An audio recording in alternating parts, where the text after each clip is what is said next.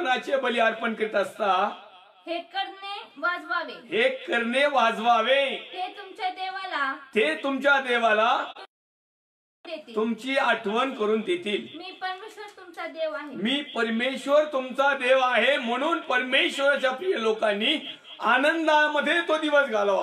जुन्या करारामध्ये होता की ठराविक दिवस आनंदाचा घालायचे, जे सण वार, अमावस्या, पौर्णिमा, मासवार, तिमाय, ठरवून दिलेले सण, वेगवेगळ्या प्रकारच्या अर्पणाच्या दिवशी केलेला आनंद, या सगळ्या गोष्टी पूर्वीच्या काळामध्ये परमेश्वराने लागू दिल्या होत्या।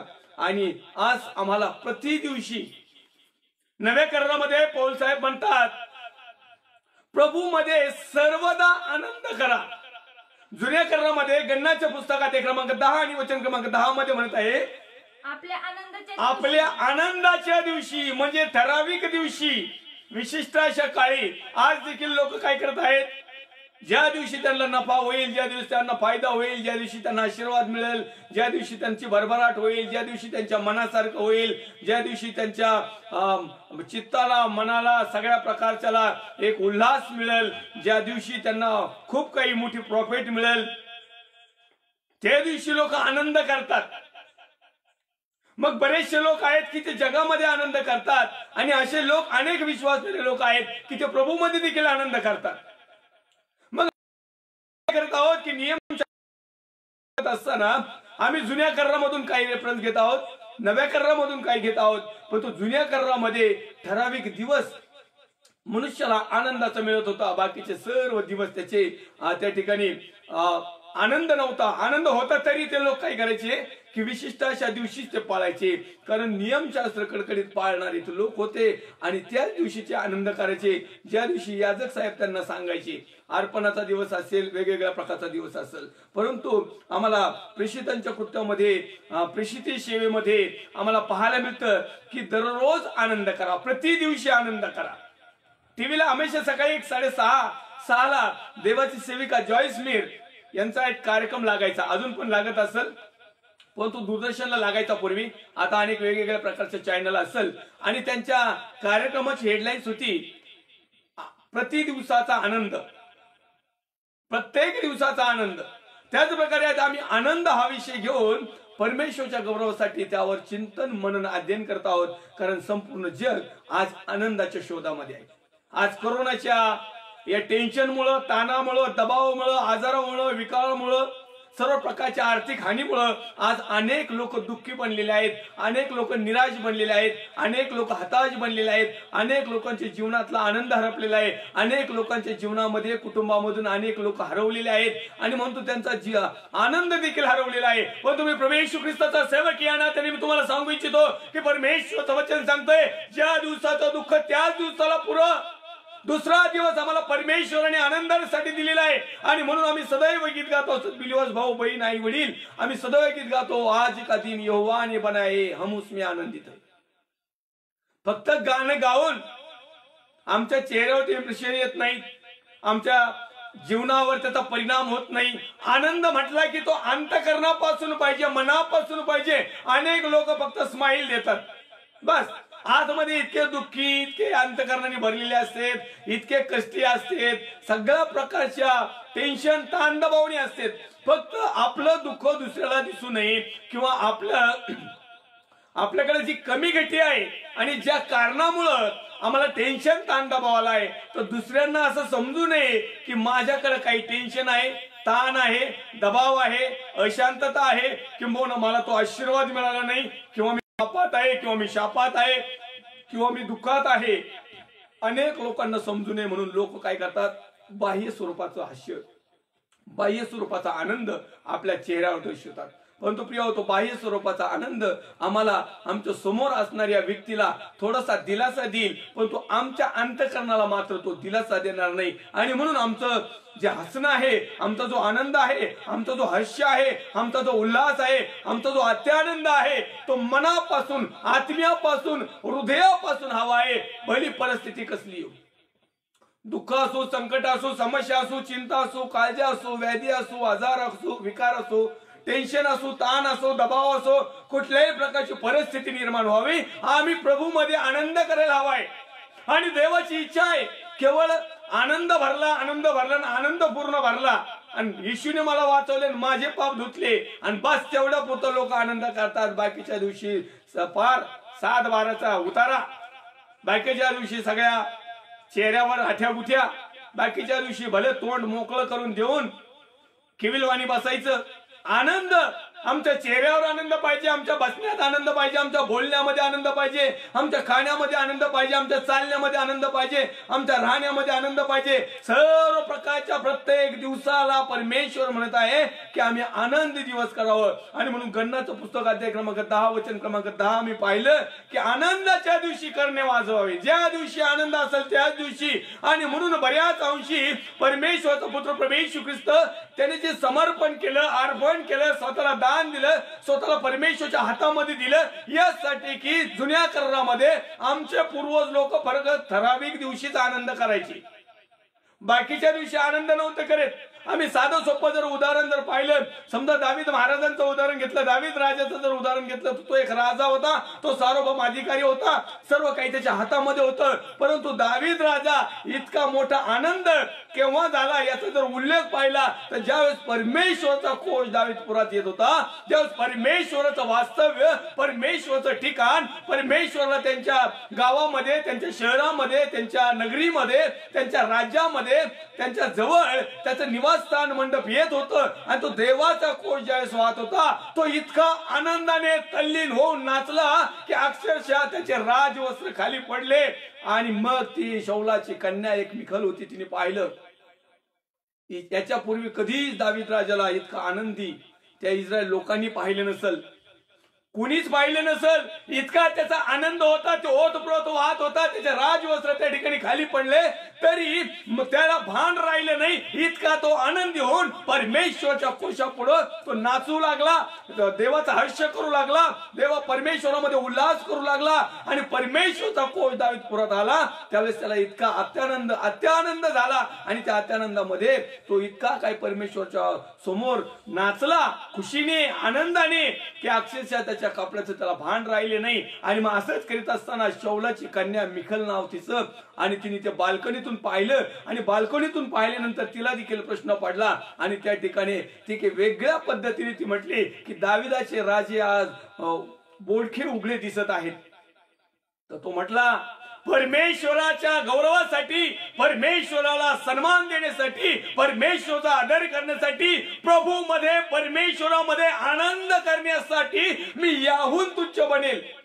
आम्हाला त्या ठिकाणी एक गोष्ट पाहायला मिळते, ज्यावेळेस आम्ही एखाद्याच्या आनंदामध्ये विरजण घालण्याचा प्रयत्न करतो, ज्यावेळेस एखाद्या आनंदाला आम्ही कुठेतरी घालबोट लावतो, एखाद्याच्या कार्यक्रमात जाऊन आनंदाच्या क्षणाला काहीतरी खुसपाट काढतो, काहीतरी तिथं काड्या करतो आणि काहीतरी त्या लोकांचा आनंद कुठेतरी डायव्हर्ट करतो देतो आणि त्या लोकांना आनंदाचं वातावरण, टेन्शन, ताण दबावामध्ये देतो ना, त्यावेळेस एक विशिष्ट अशी घटना घडते. मला तुम्हाला सांगायचं आहे, आनंद आहे, परंतु आनंदाबरोबर आणखीन एक गोष्ट जुडलेली.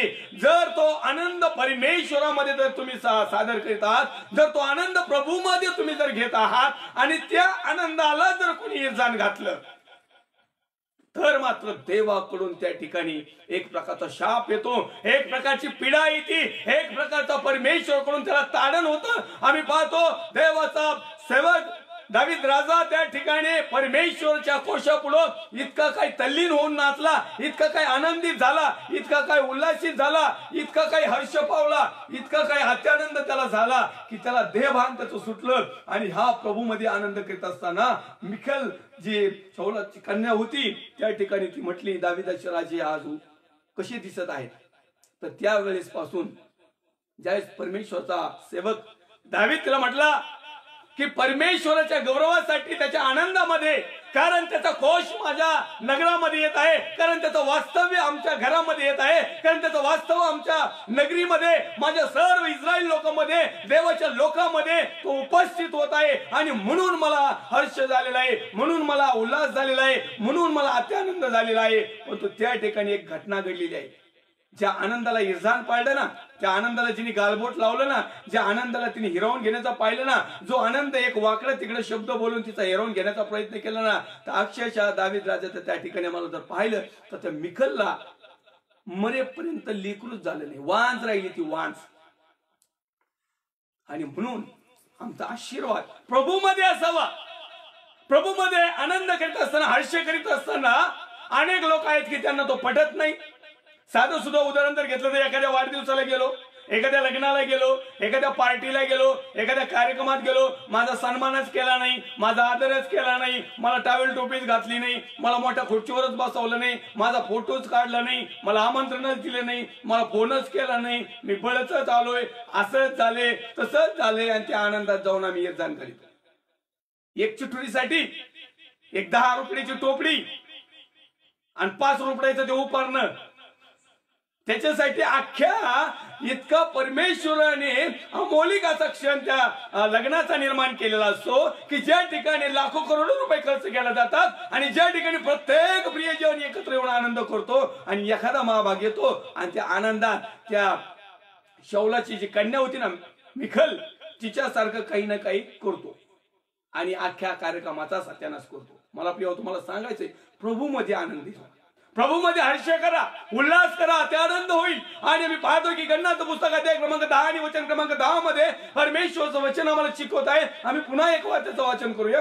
आपल्या आनंदाच्या दिवशी व नेमिलेल्या सणाच्या दिवशी आणि प्रत्येक महिन्याच्या अशा काही कालखंड दिलेला आहे. आपला आनंदाचा समय, महिन्याचा समय, हर्षाचा समय, त्याच प्रकारे एखाद्या विशिष्ट असा सणाचा समय, एखाद्या अशा विशिष्ट असा कार्यक्रमाचा समय, आपले होम बली व शांतार्पण, आपलं जे काही तुम्ही अर्पण करतात, होम बली, शांतार्पण, पापार्पण, दोषार्पण, जेवढे काही अर्पण असतील त्या टायमिंगला अर्पण करीत असताना हे करणे वाजवावे, करणे वाजवून देवाच्या नावाचा महिमा आणि गौरव करावा. कारण जो प्रकाश आहे तो झाकत नाही. ज्यावेळेस जगाचा प्रकाश या भूतलावर आला आणि या जगातल्या अंधकाराने सगळं जग अंधकारमय केलं, तर एक पूर्व दिशेला तारा तुटला आणि संपूर्ण झाला. अशा प्रकारचा आमचा आनंदाचा एक क्षण परमेश्वराच्या समीप घेऊन जाईल. आणि म्हणून जुन्या करारामध्ये आम्हाला पाहायला मिळतं की ठराविक असे दिवस नेमलेले होते, त्याच दिवशी लोक आनंद करायचे. ठराविक असे दिवस शोकाचे नेमले होते, त्या ठराविक दिवशी शोक करायचे. प्रत्येक दिवसाचं काही ना काही टार्गेट ठरवलेलं होतं. प्रत्येक दिवशी नियमशास्त्राप्रमाणे काही गोष्टी करायच्या होत्या, काही गोष्टी शांत राहायच्या, काही गोष्टीत आनंद करायचा, काही दिवशी शोक करायचा, काही गोष्टीला सोडून द्यायचं, काही वेगवेगळ्या प्रकारच्या गोष्टी जुन्या करारात होत्या. परंतु नव्या करारामध्ये ज्यावेळेस या सगळ्या गोष्टीचं खंडन करून तुमचा माझा जगाचा उद्धारक प्रभू येशू ख्रिस्ताने त्याचं स्वतःचं समर्पण अर्पण केलं आणि संपूर्ण त्याचा जगताला एक आनंद, हर्ष, उल्हास आणि अत्यानंद मिळून दिला, तर प्रभू येशू ख्रिस्ताने बरेच असे विधी, नियम, अटी ज्या ठराविक काळासाठी होत्या त्या रद्द केल्या.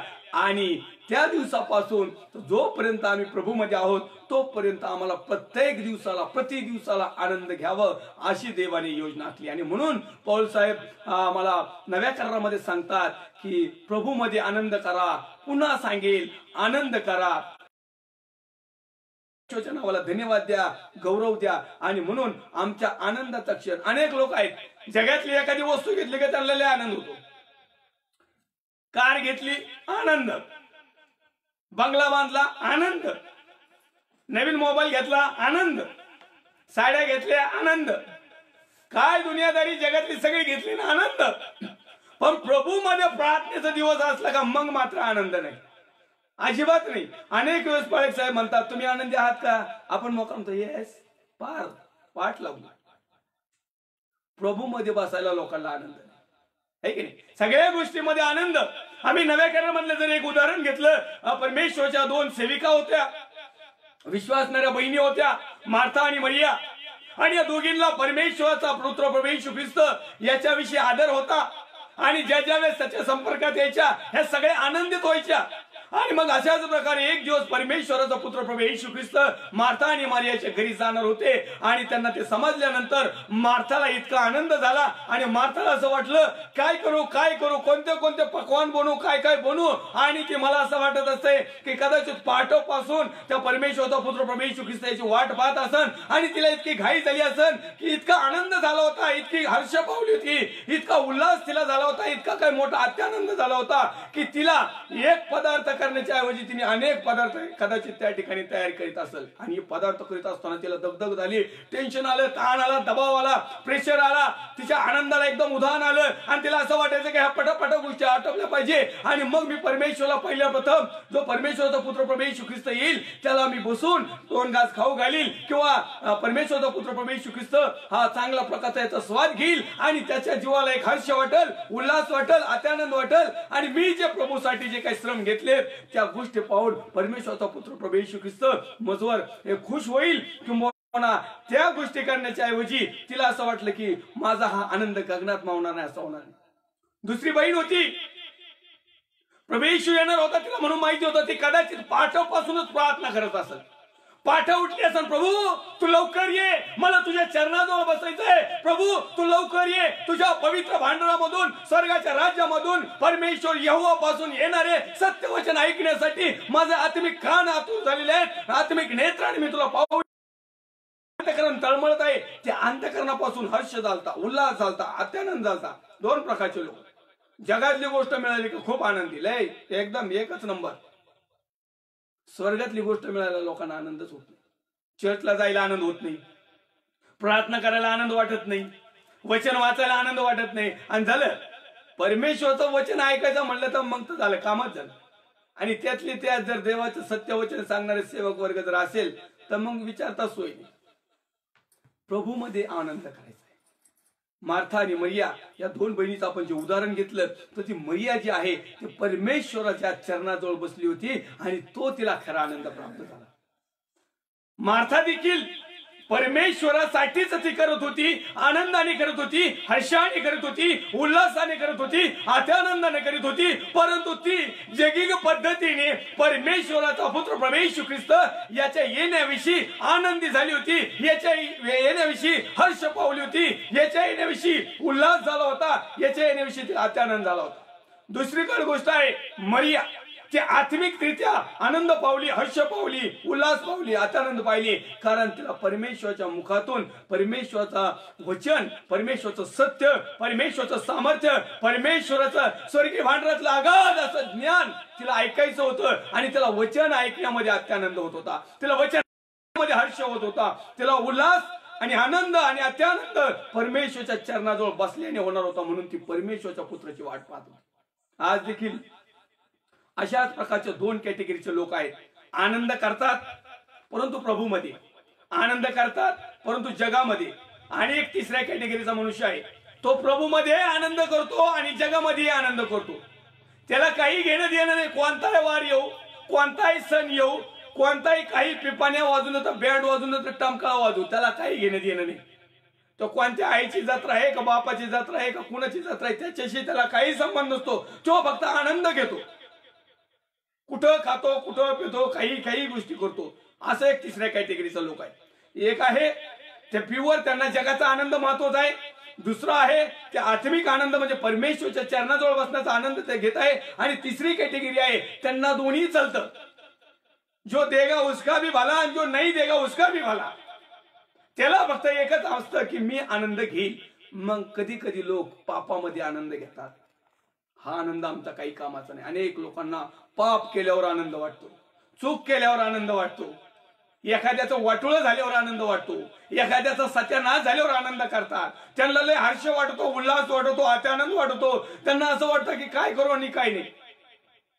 पण अनेक लोक आहेत की एखाद्याचं जर वाईट झालं तर त्याला आनंद होत नाही. आनंद या विषयावर आपण आज चिंतन, मनन, अध्ययन परमेश्वराच्या वचनाच्या माध्यमातून करत आहोत. आणि म्हणून गणनाचं पुस्तक अध्याय क्रमांक 10 आणि वचन क्रमांक 10 मध्ये आम्हाला सांगितलं आहे की आनंदाच्या दिवशी करणे वाजव, तुझा आनंद लोकांना दिसू दे. जसा जगाचा तारणारा प्रभू येशू ख्रिस्त त्याच्या स्वरूपात त्या मार्गी लोकांना दिसला, त्यांना आनंद झाला. जसा जगाचा पुत्र परमेश्वराचा एकुलता एक पुत्र प्रभू येशू ख्रिस्त जन्माला आला आणि देवदूताने त्या लोकांना, जे रानावनामध्ये जे गरीब होते, जे मेंढपाळ होते, हायफाय कॉलनीमध्ये नव्हते, ते मोठ्या राजमहालामध्ये नव्हते, डोंगरामध्ये रानावनामध्ये आपले ते कळप रात्रीचे पाहत होते. आणि त्या ठिकाणी देवाचे देवदूत त्या ठिकाणी आकस्मित जमा झाले आणि त्यांनी सांगितले तुमच्यासाठी आज दाविदाच्या गावामध्ये, दाविदाच्या नगरामध्ये तारणारा जन्माला आले, तो ख्रिस्त प्रभू आहे. इतका आनंद झाला, इतका आनंद झाला, त्यांनी त्यांचे मेंढर तिथं टाकून दिले, त्यांनी त्यांचं पाल चंबू गबाळ तिथं टाकून दिलं आणि ते नाचत हर्षभराने, उल्हासाने, आत्या आनंदाने त्या परमेश्वराचा पुत्र प्रभू येशू ख्रिस्त याला नमन करायला गेले. त्यांना आनंद कशात झाला माहिती का? परमेश्वराचा पुत्र प्रभू येशू ख्रिस्त याच्या जवळ जाणं, त्याचं स्वागत करणं, त्याला नमन करणं, त्याला स्वीकारणं आणि त्याने सांगितलेल्या गोष्टी करणं, यामध्ये जो आनंद आहे, या आनंदाच्या व्यतिरिक्त जगामध्ये कुठलाच आनंद नाही.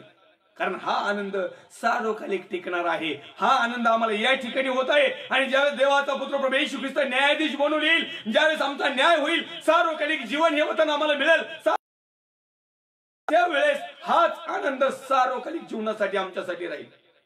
पण इथं जर का सार्वकालिक आनंदाचा यजान पडलं आणि त्याच्या माध्यमातून जर का आम्ही परमेश्वराचा पुत्र प्रभू येशू ख्रिस्त याच्या चरणाजवळ न बसता, याच्या चरणाजवळ बसून याच्या वचनाच्या माध्यमातून आनंद न घेता, पवित्र आत्म्याच्या माध्यमातून आनंद न घेता, सत्य गोष्टीच्या माध्यमातून आनंद न घेता, परमेश्वराने वेळोवेळी दाखवलेल्या गोष्टीतून आनंद न घेता जर जगातला आनंद जर घेण्याचा प्रयत्न केला तर ह्या आनंदामध्ये 100% इरजान पडणार आणि हेच आनंद तुमच्या दुःखामध्ये बदल होणार.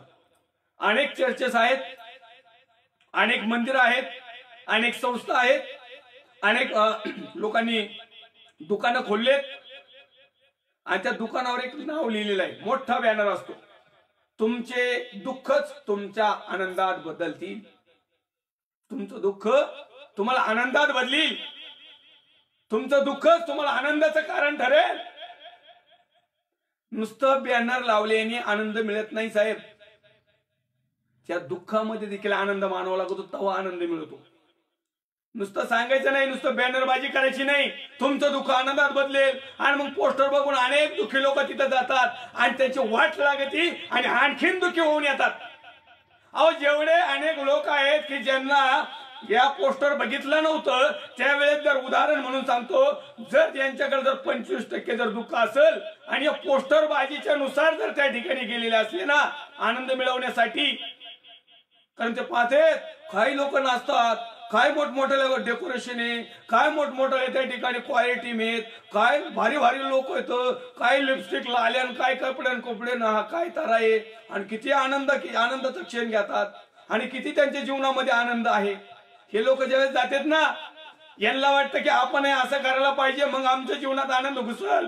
मग हे घरी जातात, सावकाराकडून याजानी पैसे घेतात आणि शिव कपडे, घे मेकअपचं सामान, दिनांपत्र, काय वाटेल ते आणि आनंद घ्यायला जातात. आणि मग यांचं 20% 25% जो काही दुःख असेल ना, त्या चर्च मध्ये गेलं, त्या सहभागितेमध्ये गेलं, या पोस्टर बाजीकडे गेलं का त्यांचं 25% दुःखाचं स्वरूप जवळजवळ 90% जातं.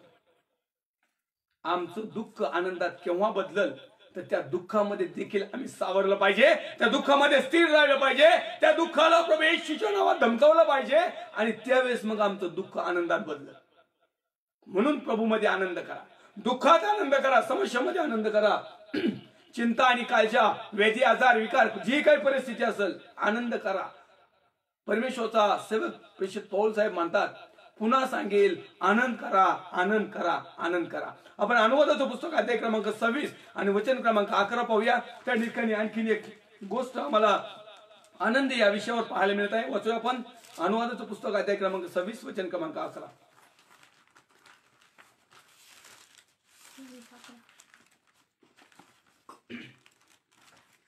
आणि तुझा देव परमेश्वर याने तुला व तुझ्या घराण्याला जे जे चांगले दिले आहे त्या सर्वांबद्दल आनंद कर. तुझ्या बरोबरचा लेवी व तुझ्या बरोबरचा उपरी यांनी त्याचा आनंदाने उपभोग घ्यावा. Praise the Lord, hallelujah. परमेश्वराच्या नावाला धन्यवाद असो. मान महिमा सन्मान आदर करू देऊया. अनुवादाचं पुस्तक अध्याय क्रमांक 26 आणि वचन क्रमांक 11 आम्ही पाहूया. या ठिकाणी परमेश्वरचं वचन आम्हाला या गोष्टीतून सुंदर असं उदाहरण या ठिकाणी देत आहे. आणि तुझा देव परमेश्वर याने तुला व तुझ्या घराण्याला जे जे चांगले दिले आहे त्या सर्वाबद्दल आनंद कर. या ठिकाणी 3-4 गोष्टी दिलेल्या आहेत. तुझा देव परमेश्वर याने, कुणी? परमेश्वरापासून जे आम्हाला चांगलं मिळालेलं आहे ते. जगापासून जे चांगलं मिळालंय त्याचा तुम्ही आनंद करा, उल्हास करा, प्रेज द लॉर्ड, काही हरकत नाही. परंतु त्याही पेक्षा विशेष परमेश्वराने जे दिलेलं आहे, या ठिकाणी वाचूया, तुझा देव परमेश्वर याने तुला एक आशीर्वाद व तुझ्या घराण्याला दुसरा आशीर्वाद, जे जे चांगले दिले आहे त्या सर्वाबद्दल आनंद कर. सर्वाबद्दल जे जे चांगलं दिलेलं आहे. मग आज आम्हाला काय काय चांगलं दिलंय. अनेक लोकांना गाड्या दिल्या, बंगल्या दिले, ते आनंद करतात. अनेक लोकांना बँक बॅलन्स दिला, ते आनंद करतात. ते अनेक लोकांना चांगल्या नोकऱ्या पाण्या दिल्या, ते आनंद करतात. अनेक लोकांना चांगल्या चांगल्या गोष्टी दिल्या, ते आनंद करतात. कुठं? प्रभूमध्ये नाही करत, जगामध्ये. मग त्याचा आनंद कुठं? धाब्यावर, 5 स्टार हॉटेलवर, मोठमोठ्या मॉल मध्ये. ह्या ज्या गोष्टी आहेत जगामध्ये आनंद करतात. आणि या दिलेल्या ज्या वस्तू आहेत, ज्या परमेश्वराने तुम्हाला आणि मला सांभाळलं, ज्या परमेश्वराने तुम्हाला आणि मला ज्ञान बुद्धी दिली, ज्या परमेश्वराने तुम्हाला आणि मला या आशीर्वादी जीवन दिलं, जी नोकरी दिली, व्यवसाय दिलाय, ज्या काही गोष्टी XYZ दिल्यात आम्हाला, आणि त्याच्या माध्यमातून अनेक वेळेस आम्ही काबड कष्टातून या गोष्टी मिळवल्यात. आणि त्या गोष्टी मिळवलेल्या असताना आम्ही प्रभूमध्ये आनंद करायला पाहिजे. आमची गाडी लवकर 4 व्हीलर जर असेल तर लवकर चर्चला जायला निघत नाही. आम्हाला निघत नाही. सिटीमध्ये चर्च आहे, गाडीला क्रॅच होतील, आणि मग एवढे नाही आपण बसनी जाऊ, रिक्षाने जाऊ, किंवा जाऊ द्या 2 व्हीलरवर जाऊ, 2-3 जाऊ. आणि मॉल मध्ये जाताना एवढ्या गर्दीमध्ये ती 4 व्हीलर गाडी घेऊन जातात, आणि त्यावेळेस एखादा म्हातारा येऊन ठोकतो, ते तुम्हाला परवडत. पण तू मंदिराला जायला गाडी नाही. म्हणजे जी प्रभूने वस्तू दिली, प्रभूच्या गौरवासाठी तिचा उपयोग न करता ज्यावेळेस आम्ही जगामध्ये उपयोग करतो, परंतु या सगळ्या वस्तू परमेश्वराने आम्हाला दिलेल्या आहेत, आमच्या घराण्याला दिलेल्या आहेत, आणि चांगल्यातल्या चांगल्याला दिले आहेत. अहो, आज काही लोकांना काहीच नाही तरी ते प्रभूमध्ये आनंद करतायत. रस्त्यावर ज्यावेळेस आम्ही फिरतो ना, अनाथ, पोरके, भिकारी, लंगडे, पांगळे, आंधळे, यांना कोणती 4 व्हीलर गाडी आहे का? यांना कोणती मखमली गाडी आहे का? यांना कोणता एसी रूम आहे का? यांना पंचपक्वान आहे का? यांच्या अंगावर नीट कपडा आहे का? यांच्याकडे काय आहे? तरी देखील ते प्रभूमध्ये आनंद करतात. आणि आमच्याकडे सारी दुनिया आहे, पण आमच्या तोंडावर काय आनंद येत नाही. आम्ही मात्र कुढीलपणेच आमचं जीवन जगतो. या जीवनाला काही अर्थ नाही. प्रभूमध्ये आनंद करा. अहो, काही लोकांना काहीच नाही, सगळ्या प्रकारची वाहन आहे.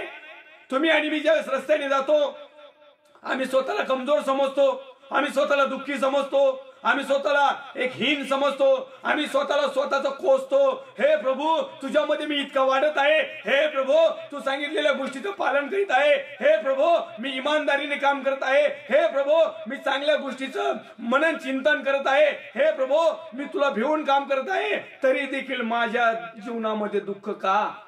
अनेक वेळेस आमच्या जीवनामध्ये हा प्रश्न पडतो प्रिय. परंतु हाच प्रश्न ज्यावेळेस आम्ही रस्त्याने जात असताना रस्त्याच्या कडेला बसलेल्या एखाद्या भिकाऱ्याकडे जर पाहिलं, ज्याला हात नाही, ज्याला पाय नाही, ज्याला डोळा नाही, ज्याच्या अंगावर कपडा नाही, ज्याला राहण्याला घर नाही, ज्याला कुठल्याच प्रकारच्या चांगली गोष्ट नाही, ह्या लोकांनी काय म्हणावं? हे लोक परमेश्वराचा गौरव करतात. ज्यावेळेस आम्ही 10 रुपये जे काही आम्ही आमच्या मनातून देतो, त्यावेळेस ते म्हणतात, परमेश्वर तुला आशीर्वाद करो, परमेश्वर तुला सहाय्य करो, परमेश्वर तुला आणखीन भरभराट करो, परमेश्वर सर्व प्रकारचे आशीर्वाद तुला देव. कदाचित काही काही वेळेस तर लोक जे असतात ना, ते म्हणतात माझे आयुष्य देखील परमेश्वर तुला देव.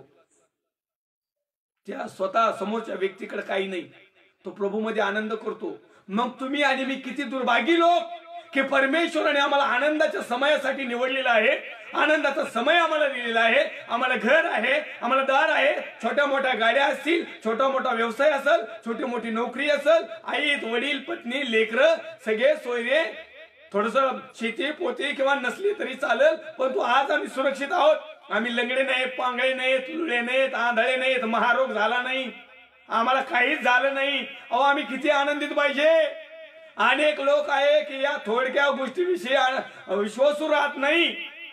बायबल मला नव्या करामध्ये सांगत आहे, थोड्याविषयी विश्वासू राहा म्हणजे तुझी पुष्कळावर नेमणूक करील. परमेश्वर आम्हाला एवढं सरळ चांगलं ठेवलंय, आम्ही त्याच्यात विश्वास ठेवीत नाही, त्याच्यात आनंदात राहत नाही, तर मग महालाचे स्वप्न कशाला बघावं? अहो, मला 4 व्हीलर गाडी चालवता येत नाही आणि मी म्हणायचं प्रभू मला स्कॉडा गाडी आताच्या आता दे. समजा उदाहरणार्थ प्रभूने आकाशातून पाठवून दिली, कारण आमच्या पुण्याचे एक भविष्यवक्ते होते, ते म्हणले लॉकडाऊनच्या काळामध्ये प्रभू स्वर्गातून गाड्या पाठवित आहे, प्रभू स्वर्गातून आमक पाठवित आहे, प्रभू स्वर्गातून फलनं पाठवित आहे. समजा उदाहरणार्थ जर मिळालीच, तुम्हाला गाडीची माहितीच नाही, अहो तुम्ही फॉर्च्युनर गाडी काही बघितलीच नाही, फक्त ऐकले नावं, आणि तुम्हाला डायरेक्ट तुमच्या दारात दिली, तुम्हाला स्टेअरिंगवर बसवलं, सेल्फ करून निघले, तुम्हाला माहिती का काय होईल? मग जी कॅपॅसिटी नाही ना, मग प्रभूला म्हणतो प्रभू सायकल दिली मी तुझे धन्यवाद करतो, आनंद करा सायकलीमध्ये, तेवढाच व्यायाम होईल. कारण आज जे लाख करोड लोक आहेत ना फॉर्च्युनर मध्ये बसणारे, यांना रोडवर यायला सायकल चालवायला लाज वाटती, म्हणून त्यांच्या बेडरूम मध्ये हॉल मध्ये त्यांनी एक रूम बनवलेला आहे, आणि त्या रूम मध्ये एक सायकल आहे, ते दररोज सायकल मारितात, पण घरातल्या घरात मारितात. का मारितात? त्यांचं वजन इतकं वाढलंय, त्यांचं वेट इतकं वाढलंय, त्यांचा जो इतकं काही तयार झालेत ना ते, की त्यांना असं वाटतं की आम्ही निमेराचीला फुसकू शकतो. डॉक्टर साहेब म्हणतात जरा व्यायाम करा.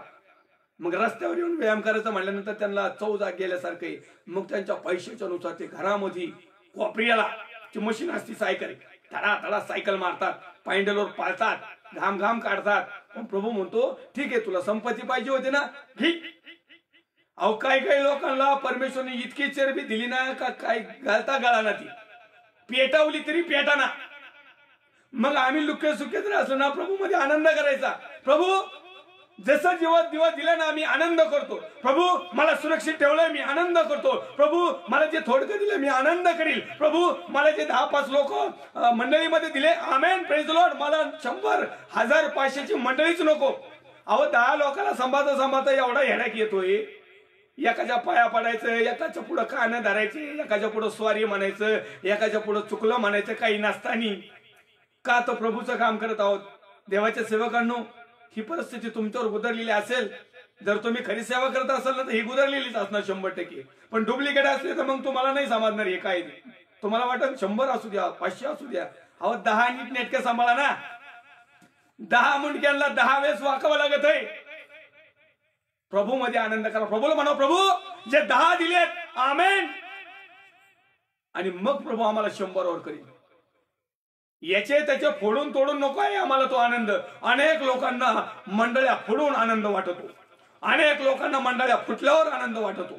लोकांना आनंद कशात वाटतो याचं या ठिकाणी 26-11 मी पाहत आहोत. या ठिकाणी लिहिलंय, आणि तुझा देव परमेश्वर याने तुला व तुझ्या घराण्याला जे जे चांगले दिले आहे त्या सर्वाबद्दल आनंद कर. तुझ्या बरोबरचा लेवी व तुझ्या बरोबरचा उपरी यांनी त्याच्या आनंदाने उपभोग घ्यावा, त्यांचा आनंदाने उपभोग घ्यावा. अहो या ठिकाणी स्वतः आनंद कर, घराण्यातल्या लोकांनी आनंद करावा. त्याचप्रमाणे तुझ्या बरोबर असणारे जे उपरी आहेत त्यांना आनंद करावा. जे सेवक आहेत ना नोकर, त्यांनी आनंद करावा. इथं आमचाच आनंद आम्हाला पुरवाल, आमच्याच आनंदाला पैसे कमी पडू राहिलेत. आमच्या पायकीन बायला घागरा घेता आम्हाला आमच्या टायकोटच दुकानात विसरू राहिलेत, बटणं तिकडे विसरू राहिली, बेल्ट तिकडे विसरू राहिली. मग आम्ही गोरगरिबाला देऊन कधी आनंद करणार आहे? घेण्यापेक्षा देण्यामध्ये आनंद समजावा. आपण इथं आम्हाला फक्त येतच नाही, इनकमिंग होती, आमच्याकडून आउट गोईंग होतच नाही. आनंद कसा मिळेल? आम्ही आनंद या विषयावर शिक्षण, चिंतन, मनन, अध्ययन करत आहोत. आनंद जो आहे, हर्ष जो आहे, उल्हास जो आहे, आत्यानंद जो आहे, तो कोणत्या कोणत्या गोष्टींनी मिळतो, कशा प्रकारे मिळतो, नव्या कर्रामध्ये कसा आहे, जुन्या कर्रामध्ये कसा आहे, आणि आताच्या आमच्या थोडक्या दिवसासाठी कसा आहे, आणि लोक त्याचा कशा प्रकारे आनंदात उपयोग करतात. देवाची इच्छा आहे प्रत्येक दिवस तुमचा आनंदामध्ये जावा, आणि मग त्या दिवसामध्ये आम्ही आनंद करावा, ही देवाची इच्छा आहे. आणि म्हणून तो म्हणत आहे तुला चांगले दिले त्या सर्वाबद्दल आनंद कर.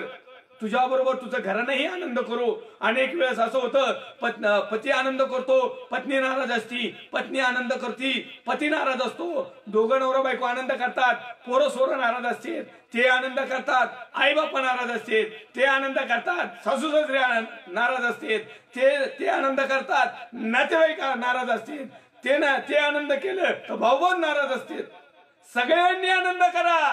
प्रत्येकाने जर आनंद करण्याचं शिकलं ना तर कुणी कुणावर रागावणार नाही, फुसणार नाही, कुणी कुणावर कशाच प्रकारचा राग देणार नाही. आणि मग आमचं जीवन, आमचे खानदान, आमचं घर, आमचं मंडळी, आमचं चर्च, आमचे लोक, आमचे मित्र सगळे काही आनंदी जीवन जगतात.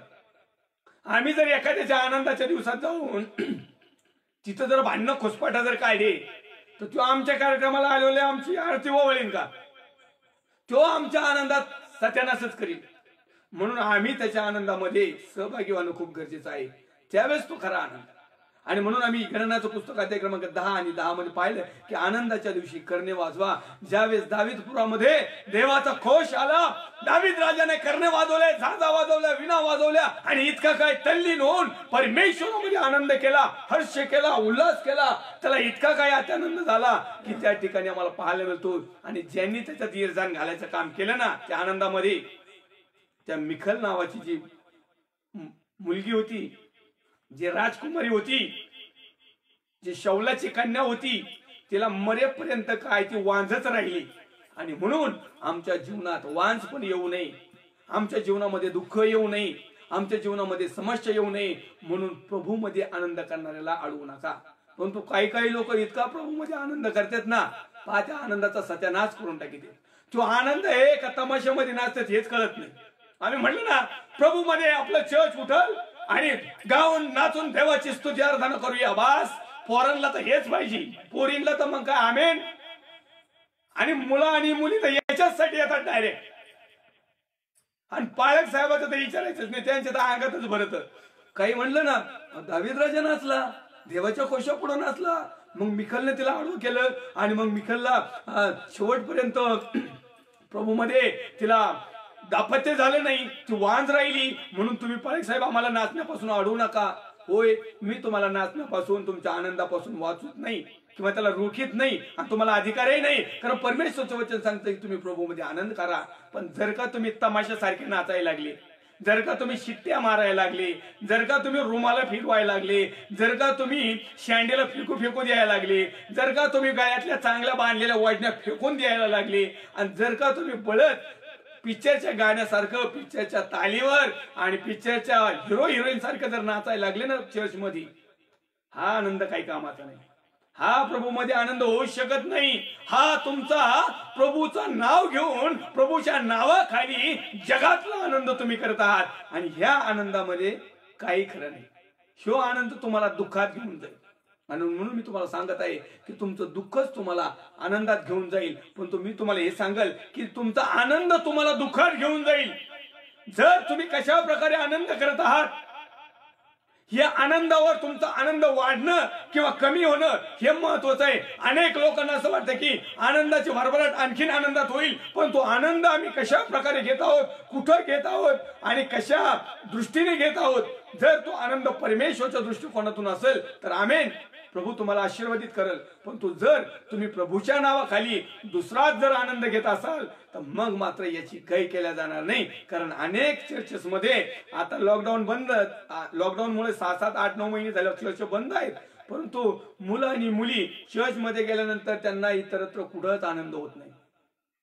घरात आनंद होत नाही, टीव्ही बघायला आनंद होत नाही, मोबाईल खेळायला आनंद होत नाही, प्रार्थना करायला आनंद होत नाही, वचन वाचायला आनंद होत नाही, घरामधले गपचूप गुणगुण करायला आनंद होत नाही, आई बापामध्ये आनंद होत नाही, कार असली तरी आनंद होत नाही, भारी भारी ड्रेस घेतले तरी आनंद होत नाही. पण एकदा का चर्चला गेलं बास, यांना इतका आनंद होतो, इतके हुरहुरी भरत आहेत.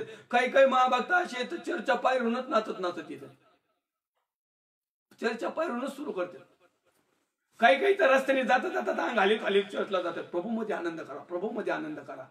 हा जैकिक आनंद आहे, हा विलासाचा आनंद आहे, हा शरीराला एक सुख ओगण्याचा आनंद आहे, हा पापाचा आनंद आहे. आणि म्हणून आम्हाला प्रभूमध्ये आनंद करायचा आहे, जगामध्ये नाही. याचा अर्थ असा नाही की जगामध्ये आनंद नका करू. तुमचे वाढदिवस असतील, पार्ट्या असतील, लग्न असतील, साखरपुडे असतील, कम्युनियन असेल, काय दुनियादारी असेल, तुम्ही आनंद घेऊ शकता. परंतु एक खबरदारी घेणं खूप गरजेचं आहे. आम्ही जर प्रभू येशूचे लोक आहोत तर इतर धार्मिक लोक आम्हाला पाहत आहेत. ज्यांना ख्रिस्त माहित नाही ते आम्हाला पाहत आहेत. आमचा आनंद त्यांना दुःखाचं कारण नाही होऊ पाहता. आमचा आनंद आमच्या प्रभू येशूच्या निंदेचं कारण होऊ नये यासाठी देखील जपणं गरजेचं आहे. आणि म्हणून आमच्या जीवनात आनंद तर खूप आहे. तुम्ही म्हणाल पाळक साहेब आनंद विषय म्हटल्यानंतर आनंद विषय सांगा तुम्ही. आज हे आनंदच सांगत आहे. देवाच्या वचनाच्या नुसार पूर्वीच्या काळामध्ये ठराविक दिवशीच आनंद व्हायचा. वार्षिक सणावाराला, चतुर्माशीला, महिन्याला, अर्पणाचे जे काही समय असतील त्या टायमिंगला. परंतु नव्या करारामध्ये परमेश्वरच्या पुत्राने त्याच्या सेवकाच्या मार्फत आम्हाला सांगितलंय प्रति दिवशी आनंद करा, प्रत्येक समयाला आनंद करा, प्रत्येक क्षण प्रभूमध्ये आनंदित राहा. आणि म्हणून आमचं दिवस जे काही थोडके दिवस राहिलेत, कारण देवाचा पुत्र न्यायाधीश बनून आमच्याकडे येत आहे, तो लवकर येत आहे. आणि म्हणून आमचं दिवस खेली खुशालीमध्ये तुम्ही जगावं, सुखामध्ये जगावं, आनंदामध्ये जगावं, हर्षामध्ये जगावं, उल्हासामध्ये जगावं आणि आजच्या आनंदामध्ये जगावं ही देवाची इच्छा आहे. परंतु तो आनंद आम्हाला परमेश्वरच्या चरणाजवळ हवाय. तो आनंद सत्यामधला हवा आहे. तो आनंद वचनाच्या माध्यमातून हवा आहे. तो आनंद अधिक आणि अधिक हवाय. तो आनंद परमेश्वरचं वचन पालन केल्यानंतर हवाय. तो आनंद प्रार्थना केल्यानंतर मिळाला पाहिजे. तो आनंद वचन वाचल्यावर आला पाहिजे. तो आनंद वचन सांगितल्यावर आला पाहिजे. तो आनंद भले ताडण करणारं वचन जरी असेल, आम्हाला नावं ठेवणारं वचन असेल, आमचं चूक दाखवणारं वचन असेल, आमचा दोष दाखवणारं वचन असेल, तरी देखील तो आनंदाने तो स्वीकार करणं याला म्हणतात खरा आनंद. मग हा जो आनंद आहे किंवा त्या टायमिंगची जी सिच्युएशन आहे आमची आनंदात बदलल्याशिवाय राहणार नाही. परमेश्वरच्या नावाला मी धन्यवाद देईल, मान महिमा सन्मान आदर गौरव देईल. आम्ही अनुवादाचं पुस्तक अध्याय क्रमांक 28 आणि वचन क्रमांक 47 पाहूया. अनुवादाचं पुस्तक अध्याय क्रमांक 28 वचन क्रमांक 47.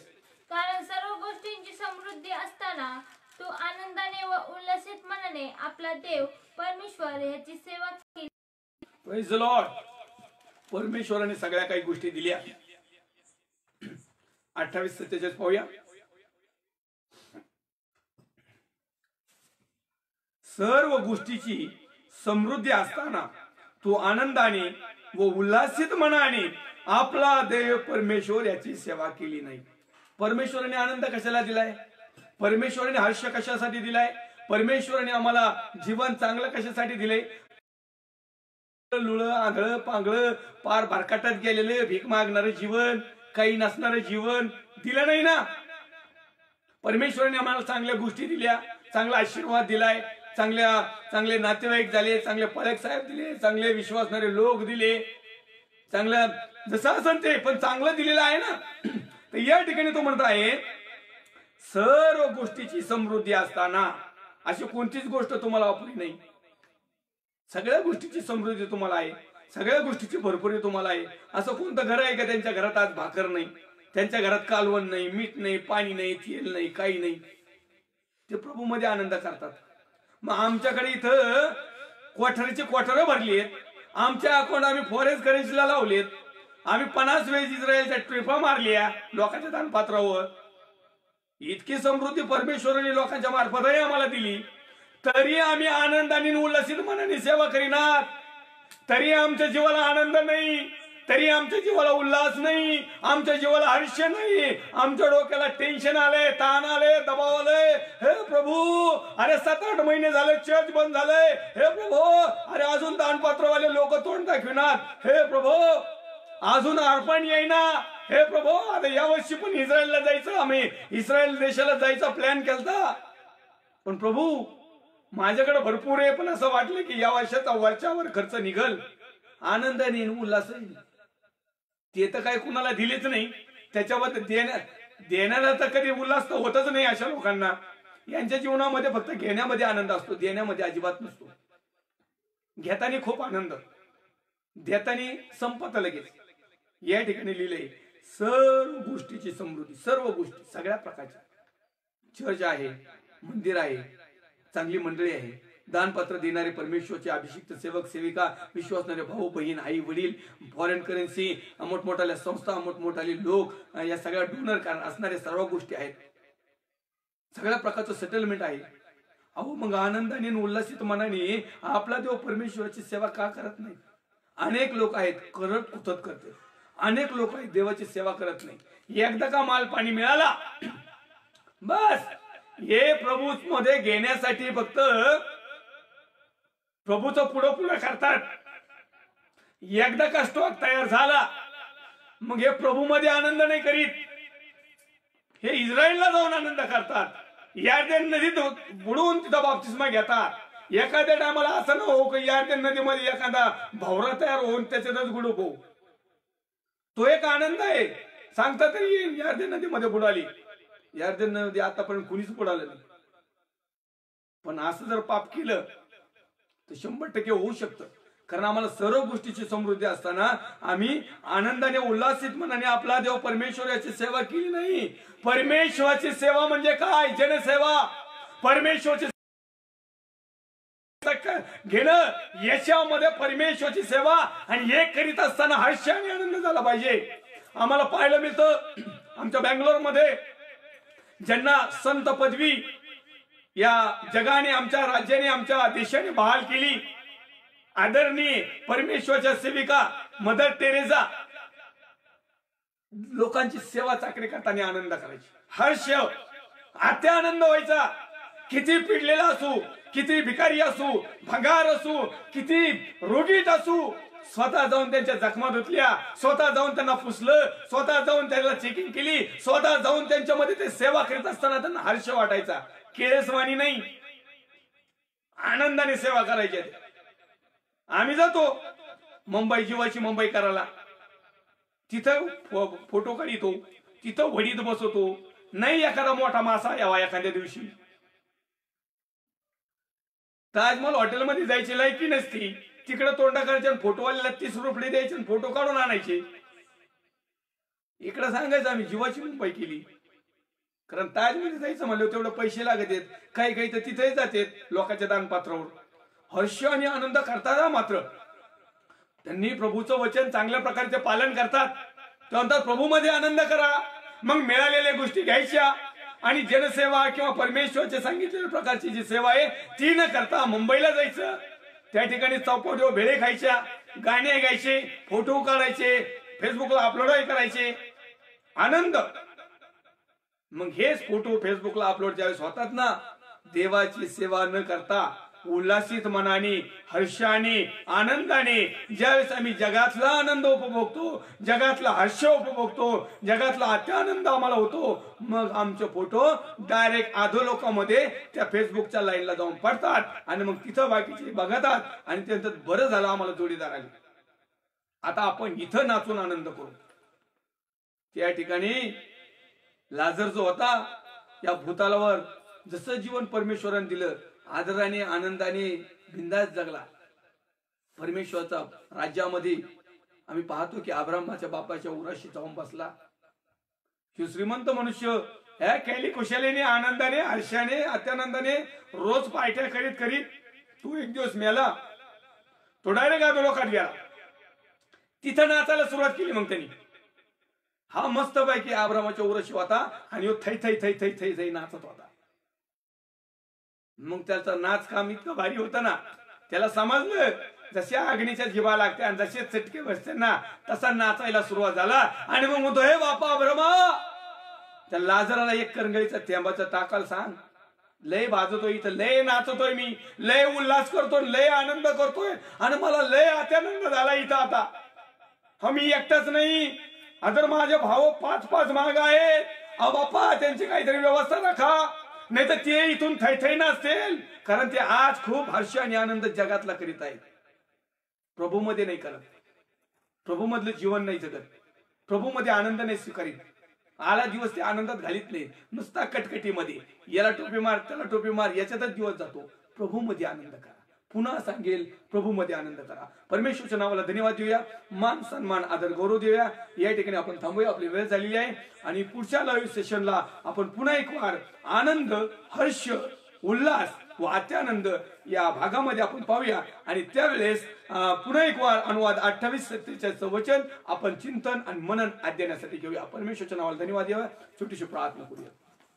परम थोरदाय देव बापा, मध्ये तो प्रभू येशू ख्रिस्ताच्या नावामध्ये जो आनंद वचनाच्या माध्यमातून तू आम्हाला दिलास त्याबद्दल तुझे आभार मानतो.